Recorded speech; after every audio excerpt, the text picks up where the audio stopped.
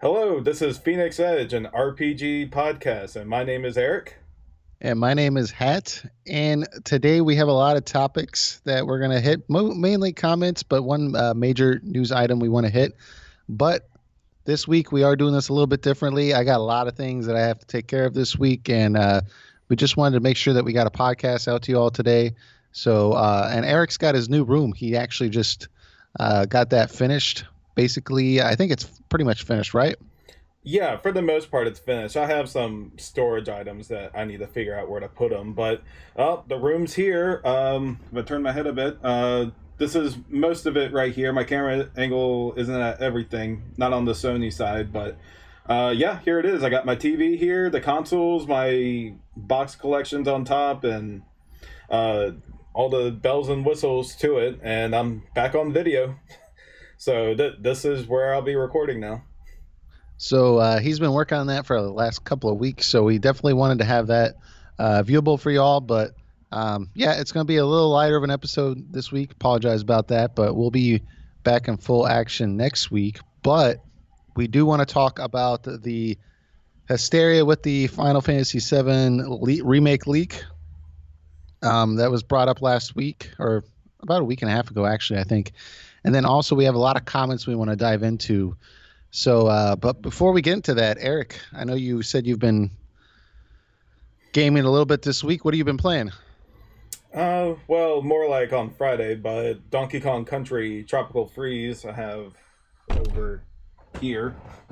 And it is essentially a port of the Wii U version, but they did kind of make some adjustments to things, and they did add a Funky Kong mode, which is essentially if you want to play the game on easy mode.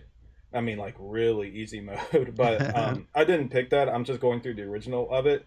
Yeah. It's a great game. That and the first one, the Donkey Kong Country Returns, that came out on the Wii and the 3DS.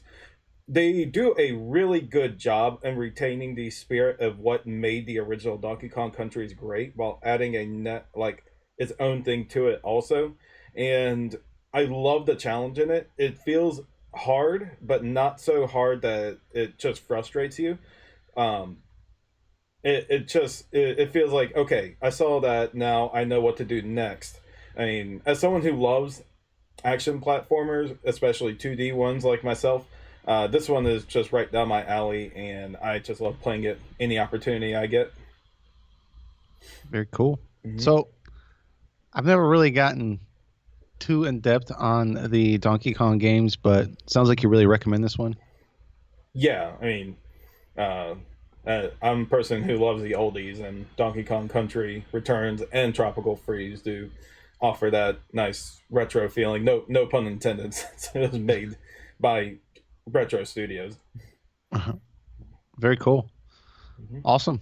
Yeah, I'll have to check that out. I mean, I've gotten a little bit more into that style of gaming in the past, or at least the last couple of months.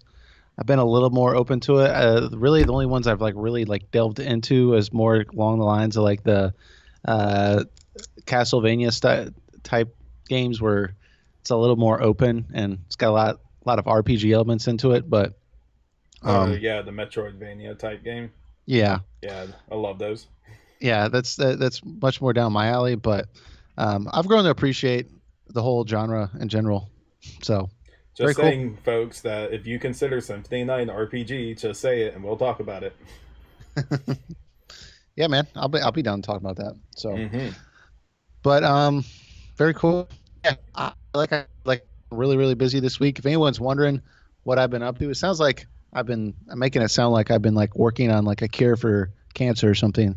No, I'm actually going to be finishing college this week, so I'll be graduating. But I'll have a degree in accounting.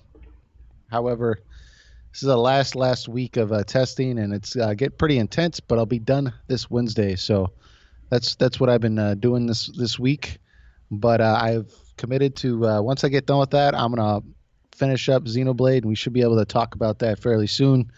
So apologize for that taking a while, but it is what it is. Um, so moving on to our first topic, though, Eric, you sent me a link with kind of the Final Fantasy VII leak ish, right? It sounds like a. Well, Go ahead. right now, I would consider it more a only a rumor and take it with a grain of salt. More than likely, it is a fake article, but it has been getting a lot of buzz around lately. So I thought we would at least discuss it and uh, try to just dissect a bit about it. And because it sounds very real, it sounds legit, but people do a really good job on the internet these days making something that looks very believable. Just and sometimes people just make these things just to rile things up and make the developers feel compelled to respond with actual information. So sometimes these fake leaks are like the ends justify type the means type of deal, but Right. that's Well, what I think it is, but it could very well be real. I can't say. yeah, exactly. Well, that's kind of my general consensus. What's the correct word I'm looking for? Perspective on this. But if anyone listening to this, maybe you haven't seen exactly what we're talking about, and but essentially, do we know this guy's name? What was his name again?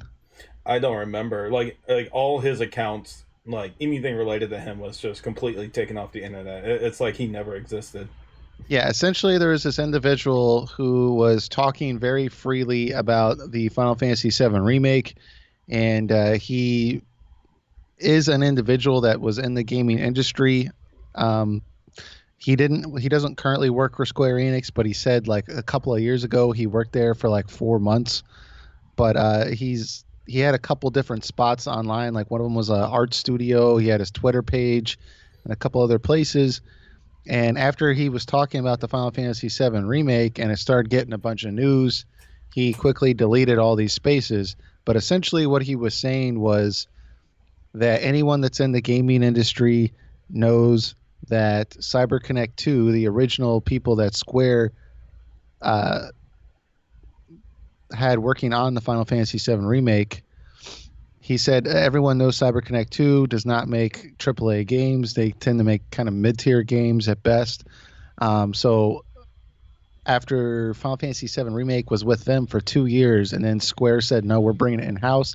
He's saying that everyone in the gaming industry knew that what that meant was the last 2 years was just being wiped clean. And he was talking about it in a very authoritative tone, like he actually had some firsthand knowledge about this somehow. But basically, what he was saying was that the Final Fantasy VII remake completely started over once they took it back in house. So that means we're very, very early in development of the Final Fantasy VII remake, and this caused like a whole frenzy online. Um, and honestly, I think a lot of people have speculated whether this guy is actually who he says he is, and maybe he is, maybe he isn't. But the only evidence we have is that this guy deleted a Twitter page, and like somewhere else online. And I'm trying to think, like, if I wanted to start a rumor about the Final Fantasy VII remake, like, I think if that's all that qualifies for evidence, and I wanted to be a troll, that's exactly what I would have done. I would have started a rumor about the Seven remake, and then I would have deleted all my information, and then people would say, "Well, look, he deleted his Twitter page. It must be real." I mean, I don't know. I mean, I think what he's saying is probably accurate to a sense that, sure, once they took Final Fantasy VII Remake back in house and said, you know what, we're not going to push this to a third party anymore. We want to work on it in house. I'm sure a lot of stuff changed, but I mean, I don't know how credible this guy was that was leaking this information, evidently. But he even freely admitted he didn't work at Square Enix. So, I don't know. Apparently, he's got friends that work there. I don't know, but it's not like what he was claiming wasn't wasn't that outrageous. It's just the manner he was talking about it. He kind of gave this feeling that when you look at it, he was basically saying that like it's doom and gloom for the Seven remake, like it's basically just a mess. But Eric, I know you got some thoughts. Well, even if that rumor isn't true, I feel like it is. It could very possibly be true that they just dropped all of CyberConnect's work, like 2 years of work, and have only gotten 2 years in themselves. which leads me more to believe that if that is the case, that we're not seeing this game until like 2020 at the earliest. Well, yeah. Well, sorry, I don't mean to cut you off, but like, this just occurred to me. I've been thinking about this all week. I've been saying for like over a year now that I did not think this game was going to come out until the PS5. Like originally, I was one of those people. I thought that it was going to come out right after Final Fantasy 15, like within that year for the 30th anniversary. But once I realized it wasn't coming out then, I knew it was not going to come out to the PS5. Like that's just what I figured, right? And once this was only solidified when I saw that Square Enix was bringing it back in house and not letting CyberConnect 2 work on it anymore for quality control. So I guess to me that this like what this guy is claiming is what I just assumed was occurring from day one. So when I like this was going around as like a leak and like everyone was like, "What? They started over?" Like I'm like to me I was just looking at it like, "Well, of course." Like that like I didn't think I thought that was already like a given that that's pretty much what they did. So I guess apparently everyone didn't think that. I don't know. Yeah, it's very likely going to be a PS4, PS5 hybrid at this point, and I don't know. I just have little confidence in this remake anymore. I I think people would be better just forgetting about it, but oh, what would we have to talk about then? But um, this is really such a tempered your expectations type of thing. I'm just so ready to be disappointed at this point. It just sounds like a train wreck over there trying to get that thing developed. They dropped the CyberConnect 2. They likely dropped all their work and just started doing their own thing, just keeping the assets there. And man, I don't know what to say at this point. I just can't imagine it just being the great game that everyone is expecting, unless they're really taking quality control into consideration here. But I wouldn't be too surprised if it jumped to console, because I mean, Final Fantasy 15 did. It jumped from PS3 to PS4. I mean, technically it was versus 13 that was PS3, and they announced 15 when the PS4 was a thing. But Well, man, Square here's the Enix is deal. just so messed up in their development processes now. Like even Kingdom Hearts 3 coming out this year is going, I mean, was definitely a trip in itself. They had to convert from uh, the Luminous slash Kingdom Slider engine to Unreal, and they had to essentially just start over again. So I mean, they just keep doing this over and over. It's crazy.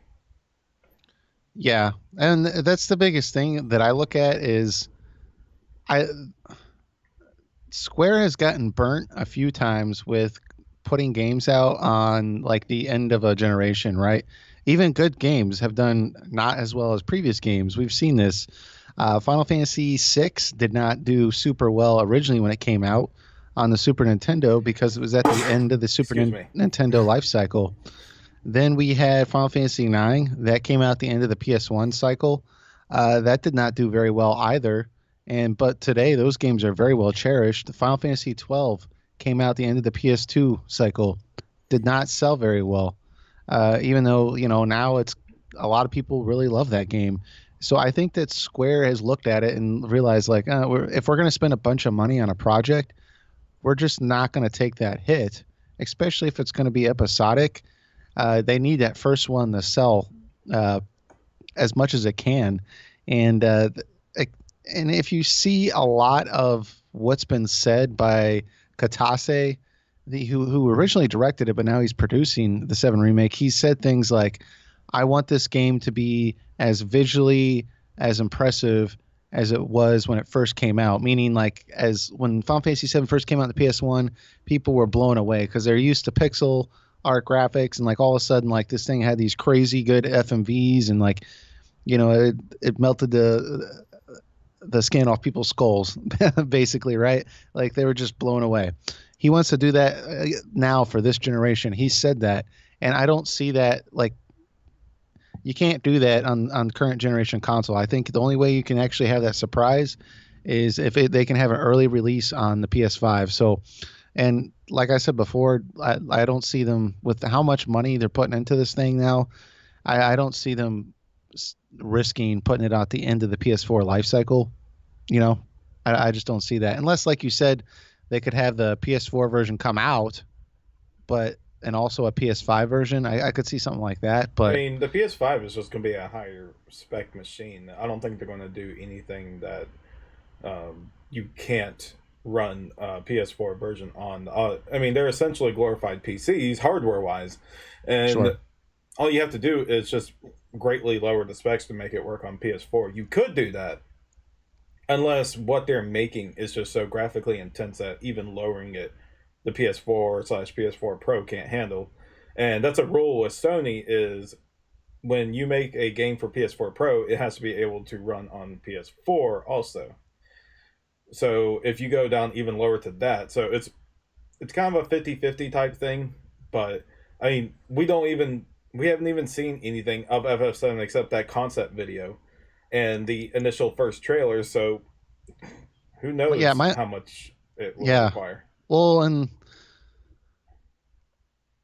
I could really, really see them doing like we're saying right here. Like, okay, they'll have a PS5 version, then they'll have a version that comes out in the PS4 Pro, and because it's on the Pro, like you said, Sony wants it to be able to run on the regular PS4. I could see all that happening easily with this game if it wasn't for the fact that the game is no longer turn-based.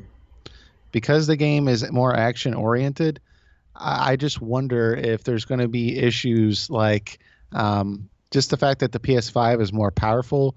I'm imagining the PS5 is going to allow many more enemies on the screen, right? Or a much more dynamic experience with the battle system. That's the only thing I can think of that might kind of like limit it. But I don't know. We don't even know the specs of the PS5. We don't even know what it's going to be. For all we know, it might come out and be like the PlayStation 5 is a cell phone. Um, right? I Even mean, Sony has said don't expect the PS5 anytime soon, so it'll probably be 2020 plus when we start seeing a PS5. I think they're milking PS4 for all they can before they jump a console. as they should. I mean, you Yeah, know, I mean, rightfully so. Just saying they're trying to milk it for all it's well, worth before they jump ship.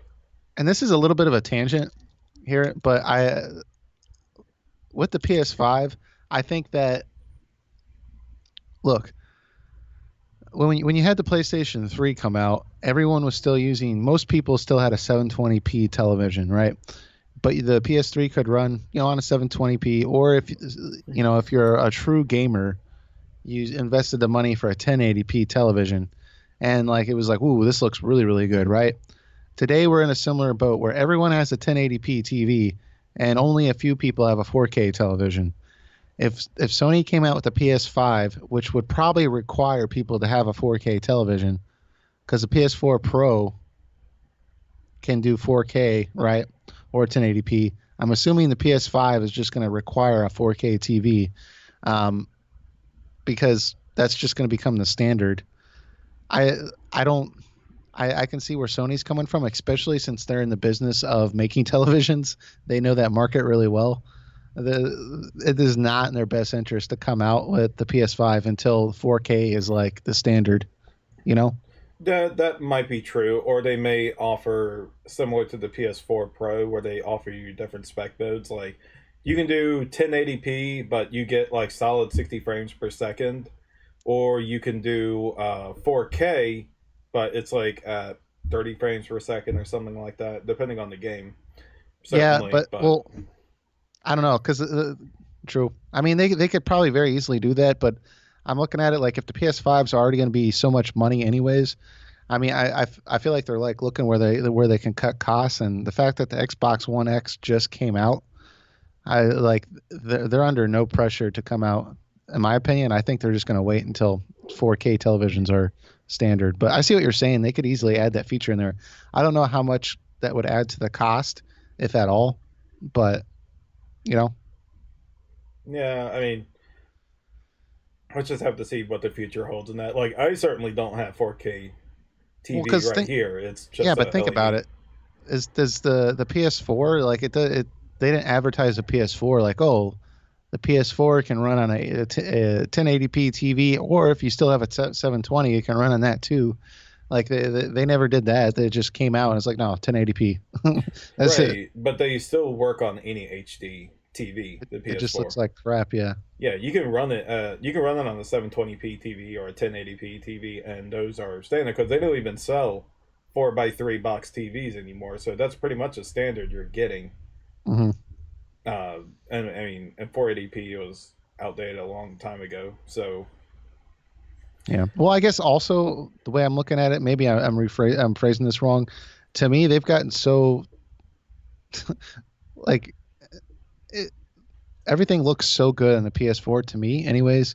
For them to have another jump, like it has to be on a 4K television for us to really see that. To me, anyways. Otherwise, it's not gonna be as visually obvious. So yeah, I and don't know. it might be the case when the PS5 comes out where everyone's got 4K TVs left and right. But you have to remember at the same time that you shouldn't let you don't. The big thing is to not limit your audience. So you try to make sure that your console is as accessible as possible. If you can turn it down to 1080p, then they will probably do it. But if 4K truly is a thing, they may just say, you know what, PS5 only works with 4K, but that's okay. We know most of the world has 4K now. I Yeah. don't Well, know if I see that being a thing, but I mean, we don't know what the future holds. yeah. Well, absolutely. I think before anything, what we're gonna, I think eventually what's gonna happen is the regular PS4 is gonna be phased out, and we're on like there because eventually the price of the PS4 Pro is gonna come down to a point where it's like, okay, if you want a PS4, you're just gonna get a Pro, right? So Mm-hmm. I that's gonna happen first, I'm pretty sure. And while that's happening, the price of 4K televisions is gonna come down also. They're gonna get cheaper, and eventually, I just think people are just like they went with 1080p TVs. Like you can get a 1080p TV at Walmart for like $200, like and it's like 32 inches. So I think eventually the prices of everything is going to come down, and that's really going to be what dictates the market here.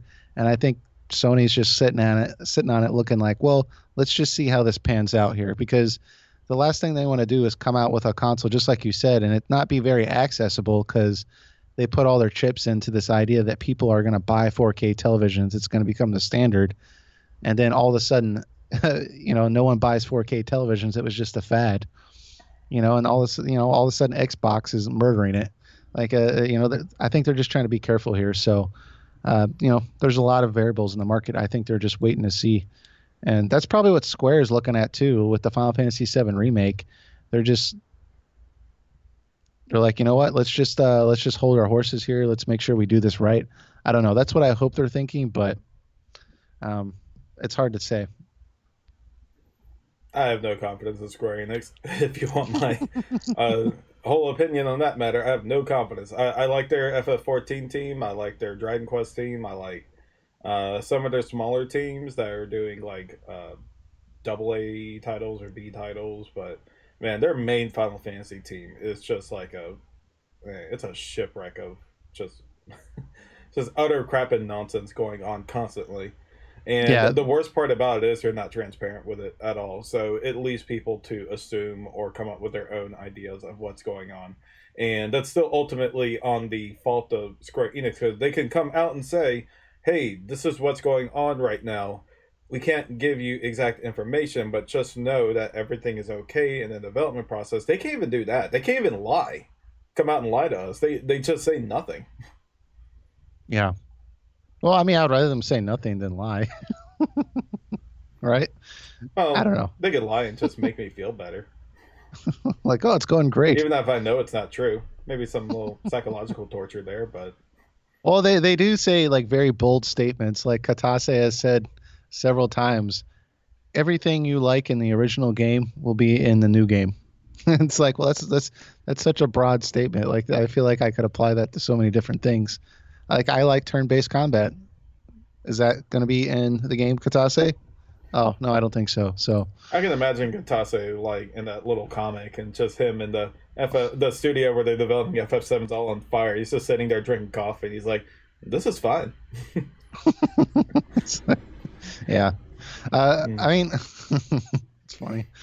I think my biggest concern with it, honestly, well, I have a lot of concerns with it, but once it actually comes out, the reason like I'm not giving too much hope into it is I do think the story can be good, but the what concerns me the most, I think, is honestly the combat, and that's mostly because it's an action oriented system, and I'm sorry, but I've very rarely have I ever seen an RPG that had party based combat that was action oriented done well. Because when I have to consistently rely on artificial intelligence to revive me or heal me or to cast spells when I need them to cast spells, it almost never happens when I want it to, and it ends up just becoming like a hack and slash game half the time. Um, Even you in know, Kingdom Hearts, it's Donald's there to just heal you, and he doesn't even get that right half the time. yeah, and it's just annoying. It's like why can't this just be like okay, like I'm not against turn-based combat. I'm just against random encounters, you know? So that's my biggest thing. I feel like the I'm gonna play this game and I'm gonna need Tifa or Barrett to heal me or to use their limit break or something else, and it's just gonna become extremely frustrating. So maybe they'll implement a good system, but or maybe the story will be good, but we'll see. I can only hope, but temper your expectations, folks. That's all I gotta say. Yeah. But if you got some comments, I know you all do, leave it in the comment section of our YouTube channel here, and we'll get to them next week. Although, speaking on that, we do have a couple of comments that we want to get to this week. So, Eric, do you have any more thoughts on the 7 remake before we jump into that? No, I'm already disappointed enough. Let's jump topics. All right. So, first off, we have Drake Chandler. He was talking about our episode last week with Final Fantasy 10-2 and some other games. Mostly he's focusing on 10-2 here, I think. But basically, it's about we had a topic last week about embarrassing RPGs or RPGs we wanted to play by ourselves that we enjoyed playing by ourselves, but we don't like it when or it makes us uncomfortable if other people in the room while we're playing it. So I know Eric brought up. What'd you bring up? Kingdom Hearts. Musashi PS2 and like 13.2. And just to Yeah, reiterate, just like as an adult today, I'm almost 30 years old, and I me too. mean, today I could care less what people think when I play a game nowadays. I was just thinking myself like in ideas of like what would I want to turn my volume down on, or like what would I be playing. I was kind of thinking of like younger me on that perspective, but um, Well, on that point, I will clarify as well. I am almost 30 years old, and every game I mentioned last week, I still feel uncomfortable if people are in the room. So I mean, I'll play Barney and Friends on something in front of people, and I'll be like, "Hey, it's got good gameplay." yeah, so I mean, I guess it depends on the person. So, but Hmm. anyways, we got Drake Chandler here. He said, "I've never gotten embarrassed by a video game. Honestly, I can think of two instances that would have come the closest, but came out unscathed. The first time was when I was playing Final Fantasy X, and the kissing scene between Titus and Yuna started. I was only in second or third grade when I played Final Fantasy X for the first time, and so at the time I was being babysat by my sister. I had the door to my bedroom open when the scene started, and my sister started talking to me from down the hall, asking for my help to clean the cages of our pet snakes. I told her when the scene was over, not specifying what I was watching, but I think the music made it pretty clear. She tried to poke fun at me for watching a kissing scene, but I really didn't care and sat through it to the end as she went back to cleaning. I grew up playing loads of games and watching a lot of anime in front of my family, and I think they all just learned to drown it out and ignore it since they thought it was all childish stuff. I never had a moment of near embarrassment since, despite not being secretive about my interests. That's his first point. Well, we'll just get through the rest of it. And then he also goes on to say the second thing I can think of involves a particular game called Conception 2 on the PS Vita. I wasn't embarrassed to play it at all as I was playing it in front of my friends, and we were all having a great laugh at it for a couple of hours the day I bought it. But you'll understand what would make it so embarrassing to a lot of other people once I explain the point of the game. Essentially, you have a silent character who meets loads of girls at the beginning of the game, and you choose which one you want to mate with, so you can create a party of fighting babies. Oh boy. Whom you take dungeon crawling with you to kill monsters. It's so absurd, and I had to immediately buy it when I saw it at GameStop. I haven't picked it back up since that day, but it was one hell of a hoot. And he goes on to say also I'm liking the podcast. The more I listen to it, I don't know what about it is getting better, but keep it up, guys. I need all the podcasts I can get to stop my work days from getting stale. Appreciate that, Drake. Really, really do. Um, I Eric, you sound like you have something to remember say. I remember seeing articles about Conception 2, and I thought it was just like so weird looking that I'm like, I don't think I'm gonna touch this. The way Drake describes it, it sounds like just an intense, gritty version of Baby Geniuses or something. And so I could see how like this would be that would be a fun game to play, especially with a bunch of friends because it's so ridiculous. But I can sympathize also with what he said about Final Fantasy X with that kissing scene. When I first bought Final Fantasy X, I think I was like 13. I actually got it for my birthday. That's how old I was. Anyways, Yeah, I was around that age also. yeah. So I mean, I didn't have anybody in the room, luckily, during that scene that I remember, but that would probably have been a little embarrassing.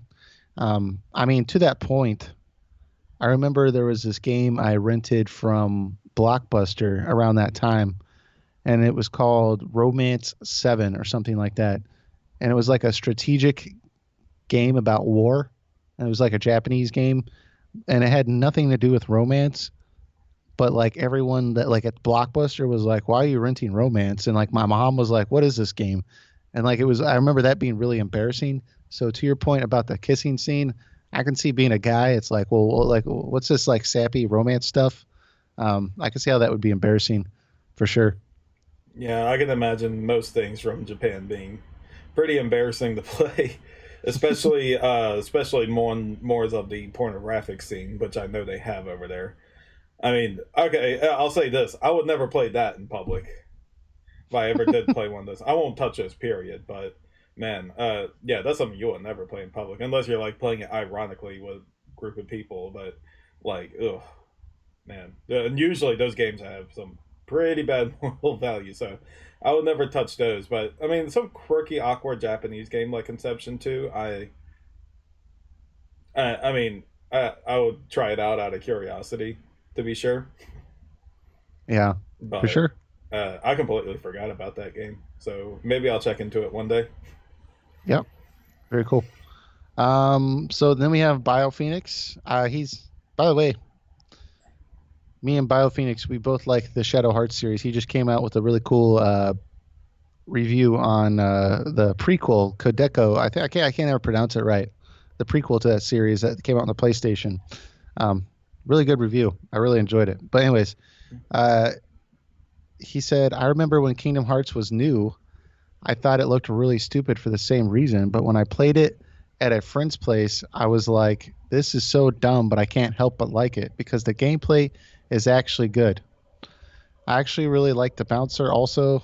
Yeah, it's one of those games where it was more cutscenes than gameplay, but it's good, mindless fun. He goes on to say, probably the most guilty pleasure RPG for me would be the Neptunia games. Yeah, I know they're not great, but I find them to be easygoing RPGs with a really fun concept that you can't take seriously at all.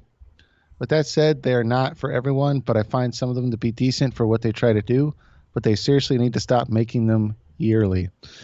Um, yeah, so his thoughts with Kingdom Hearts is kind of how I looked at it. I was like, dude, this is dumb. I'm not getting in on it.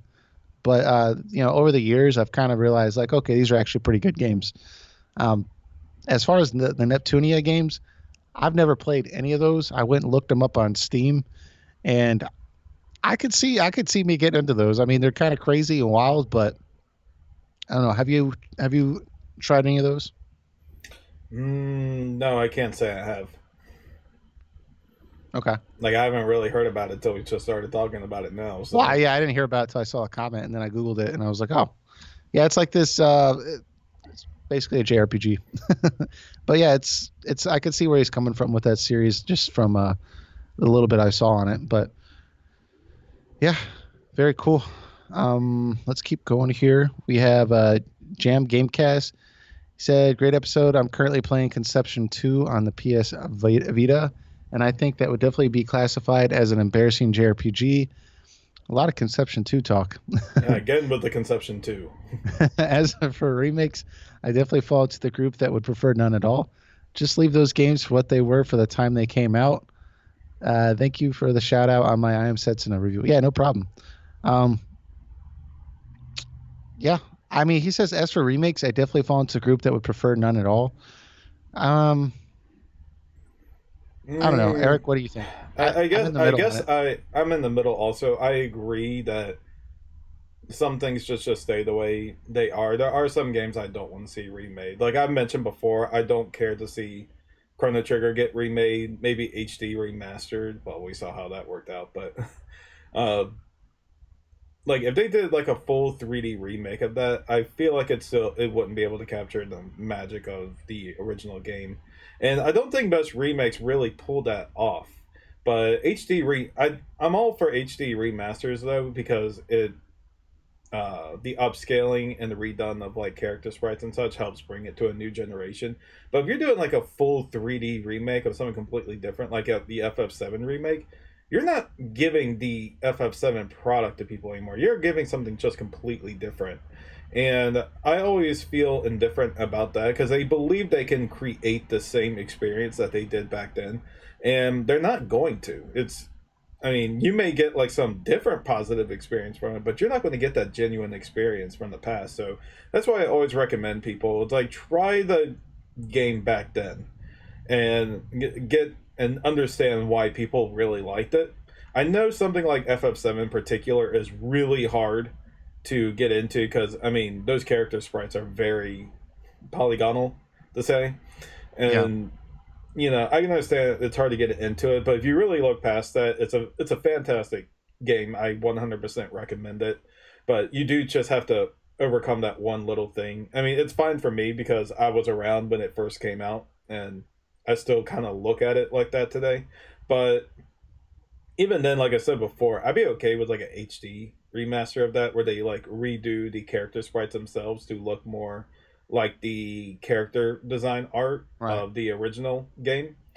And I would have been fine with that. They should have just released that, and I'm sure everyone would have eaten that up. And like even new players would have eaten that up. And And Square they could have Enix, given you the option of using the new or the old ones to kind of, you know, yeah, they could have cater done to that. everyone. Yeah, you can do like they do that kind of already with like remastered audio or original audio for people who prefer the original. And uh like the HD remaster of 10 and 12 were I thought really good. I mean, they essentially upscaled them and redid the character models slightly to complement the the upscale a lot better. And that stuff I'm definitely okay with, but full on remakes are just very very iffy with me. Yeah, I think uh, with me, video game remakes are kind of a weird topic because it's not like remaking a movie, right? Because when you go to watch a movie, all you're getting is the story. So they can kind of reboot a story and tell the same story and like new actors, new effects, and kind of like build upon it a little bit, maybe make something better or something along those lines, or rebooting a TV show. Maybe it's kind of like a new way of looking at it, but it's the same story, same concept. But when you remake a video game, you're it's a really strange thing to do because a video game is a very interactive experience, right? So not only do people like the story from Final Fantasy VII, they also like the gameplay, right? They like the materia system. They like the limit breaks. They like the chocobo breeding. There's all sorts of things in Final Fantasy VII that people like aside from the story itself. And so when they say, "Oh, we're going to remake this," and they come at it from this attitude like, "Well, it's gonna have much better graphics, so it's gonna be better." Like, well, no, that's not the only thing, you know. Or, well, we're gonna tell the same story. It's just gonna have better graphics, so it'll be better. And plus, it's gonna be action based. It's like, well, that's not the same game. It's like you have the same story, maybe, although they're adding a lot, and like you're giving it a graphical update, but you're completely changing a third of the game because a third of it is the gameplay. And so if you're not going to keep the same gameplay or like same gameplay ideas, It's very strange for me for them to call it a remake. To me, it almost seems like it's more of like a reboot or a reimagining. You know, Final Fantasy VII reimagined. I think that's what it should be called. So, I mean, if they're gonna, in general, with remakes, I think that I mean, if you're gonna remake the game, it really needs to stick to the original ideas and just like implement them better. Which is like what I liked they tried to do with the Final Fantasy 12 remaster is they tried to improve the battle system more. They gave you the same game. It was really well upgraded, like HD remaster. They gave you options for the soundtrack, original or orchestrated, I believe. You could do Japanese or original audio for the dialogue. A lot of cool features there. But then they gave you a new battle system, like kind of a new mechanic for the battle system for you to toy around with. I would have preferred if they gave you the option to stick with the original as well. But to me, that's kind of like that's an actual remakes that I would prefer, right? For they just kind of update the older system as a template. When you completely remake a game from the ground up and you drastically change all the gameplay elements of the game, it at some point it's no longer a remake. It's just a game with similar ideas. Um, does that make sense? Yeah, and it's just distinguishing between remake and reimagining. I think those, if you're trying to remake, you're trying to bring a game from the older times to a newer generation. So there is an argument to be made that if you take out what was great about it and then put a remake in, then you're not really doing a remake anymore. You're bringing in your own interpretation of how that series or how that story should be told. Well, Kind of like just kind of like movies, like how an older movie is back then. So and then and they do a remake today, and like it's like a modern version of it, and it's kind of a remake. It's kind of not. It's just a reimagining of that story. It's not the same thing. I think the defining characteristic here, though, is that a video game, there's a story and then there's the gameplay, right? So, and the gameplay is what makes it a video game. Without the gameplay, it's just a freaking movie, or it's just a whatever, like whatever visual story. Without the gameplay, it's not a video game. So when you're remaking a video game, if you're changing the gameplay to something completely different, to me, it's like it's just a different game with the same story. But I see what you're saying too. Mm-hmm. But cool. So we have also from, I don't know how to say this. Joe Owl, I think. I don't know. Some of the simplest names I have trouble with sometimes. But he says Final Fantasy X-2 was my first Final Fantasy. I was confused beyond belief after the first 10 minutes of the game, asking myself, if this is what Final Fantasy is. Like you, I put the game down for over a year before I started playing it again. And eventually I put 130 hours into it. Now, I did respond to this because I had to get clarification. He did later play Final Fantasy X, and he liked that one as well. And he said he loves our podcast and he's listened to every episode. So I really appreciate you saying that. And I think the biggest takeaway from your comment here, for me anyways, I don't know about Eric, but I'm impressed you put 130 hours into 10-2. That's crazy. I mean, I can imagine you being really confused that FF10 2 was your first game. It's like, are they all like this? Only Yeah. past 10 2 are they like that. Well, not 12 and 14, I think but all of them are pretty unique, to be honest. Like that's what I kind of tell people. Like, okay, well, if you didn't like this one, like there's like all these other ones that are drastically different. But no main line is like 10 2. Joking aside, no, um, yeah, I won't. that is I its own mean, unique Final beast. Fantasy 13 has elements of 10-2, but 10-2 is definitely much more on the like, yeah. I don't know. There's a lot more fan service in 10-2 than I would say is in 13. So It's a more lighthearted game, 10 2. for sure. But yeah, it seems like he enjoyed it though. He put 130 hours into it, so that's a lot. There's a lot. I know a lot of people can't get 100% the first time without using a guide, so perhaps he went through it again to make sure to get that 100.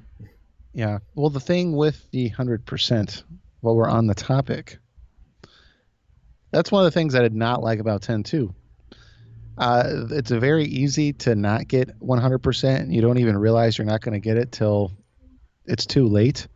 And so, for example, there's things like uh, if you, when you talk to people, a lot of times you have to talk to everyone in a room. And if you talk to everyone in a room, but you leave before the dialogue box is like done, the game won't count it as if you talk to them. So that can screw up your 100%. Sometimes, if, like, for example, one of the things you have to do is you have to talk to this old man Meacham, and you have to not interrupt him. But this prompt will come up that says, "Do you want him to continue? Yes or no?" When I was playing it, I clicked yes, thinking like, "Oh, I need to let him continue." But the fact that I clicked yes and I didn't just not press anything, that messed up the 100%. And these are things you don't realize until you get to like basically a new chapter, and you're like 1% off from what you should be, and there's no way to go back and redo it. So that to me was extremely frustrating. So from that perspective, if you're trying to get 100%, I can definitely see how you could do 130 hours with New Game Plus. Yeah, I hate missable things in RPGs in general. Like even RPGs I've really loved is like they have some of these concepts where, well, if you didn't get it midway through the game, you can never go back and get it. Sorry, you have to completely redo the game and look up a guide to get 100% on it. And like I don't Yeah. want to do that at all. I mean, 10-2 is definitely that. The second playthrough, I was able to get 100%, but I mean, I was looking at a guide for the smallest action I made, and I Well, felt that's like my that's choices were very limited. Like there's a part in 10-2 where you choose to give like this sphere of information to the two of the factions that are against each other, like New Yevon and whatever the other faction is. I forgot their names. And depending on the one you choose is if you get 100% or not. You choose to not give it to New Yevon, and you give it to the other group, and that's the only way you can get 100%. So it's like already your choices have been severely limited there for the sake of completion. yeah, and like the thing is, like, you have no idea at all. Like, the game doesn't throw you a bone at all. And it's kind of funny because when I talk to gamers that like RPGs, but they've never really dived into like Final Fantasy games per se, like they kind of have this like idea like if you use a strategy guide, you're cheating. And like, dude, I grew up playing a lot of Final Fantasy games, and I'm like, no, no, no, no. When it comes to Final Fantasy games, that's my biggest criticism is you like a lot of them, you need a guide. Like Final Fantasy 7, you won't get Yuffie or Vincent if you don't use a guide on your first playthrough. You know, you're not going to get that. At least I highly doubt it. Um, and in 10-2, just like you said, you have to use a guide to beat it. And that's the same way in a lot of games is like there's a lot of missable stuff without a guide, and it's like so arbitrary. There's no way that I could imagine somebody actually getting through it. There's ending parts in Final Fantasy 12 that I think like you would just need like without a guide. Like I just feel like it would just take you hours upon hours to try to figure out, and that's just not fun to me. So that's my biggest gripe I think with the whole series, anyways. So that was a tangent, but I agree. Final Fantasy tends to do that a lot. yeah, Many for missable sure. items. Cool. Then we have a last comment here. Dude McGuy says, "Great episode, guys. Your discussion on games you are embarrassed to play when other people are around reminded me of the C.S. Lewis quote." And here's the quote. When I was 10, I read fairy tales in secret and would have been ashamed if I had been found doing so. Now that I am 50, I read them openly. When I became a man, I put away childish things, including the fear of childness, and the desire to be very grown up. Besides me butchering that quote, it's an interesting thought. I can kind of see how I'm kind of going that way too. When I was, in my early 20s, I was more worried about seeming like an adult, but now that it's like obvious I'm an adult, I'm not so worried about it. But he goes on to say, I'm not sure Lewis would put blatant Final Fantasy X-2 fan service in the same category as the fairy tales he was referring to, but I thought there were still some similarities to what you guys were talking about, especially judgmental looks at the game store or not wanting to be seen playing a childish game like Kingdom Hearts.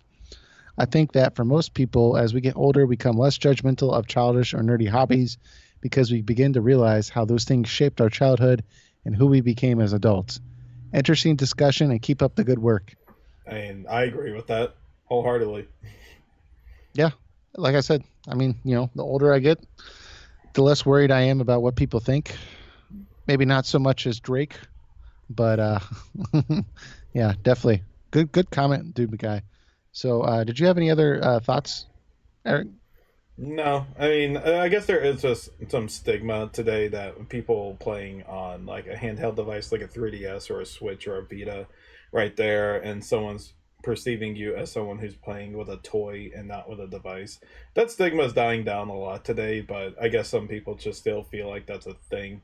But I mean, at the same time, people shouldn't really talk because they're playing Angry Birds on their phone. I mean, they're doing the same thing, just with a with a different device. I mean, so I wouldn't worry too much about it. If you're embarrassed to pick up a Switch or a 3DS and play it while you're on the way to work or out and about and need to kill some time, go ahead and do it. I mean, don't care what other people think. I mean, what they think is going to affect how you do things the rest of your day, unless they do somehow mm, inflict on what you do with the rest of the day. But still, even then, don't worry about it. Just do what you want. Don't be embarrassed. I mean, as long as it's not something like like just something grotesque that you're playing that would cause eyes on you, maybe like Conception 2, maybe. Then maybe that's a different story depending on who you are and what you think. But no, just enjoy yourself, guys.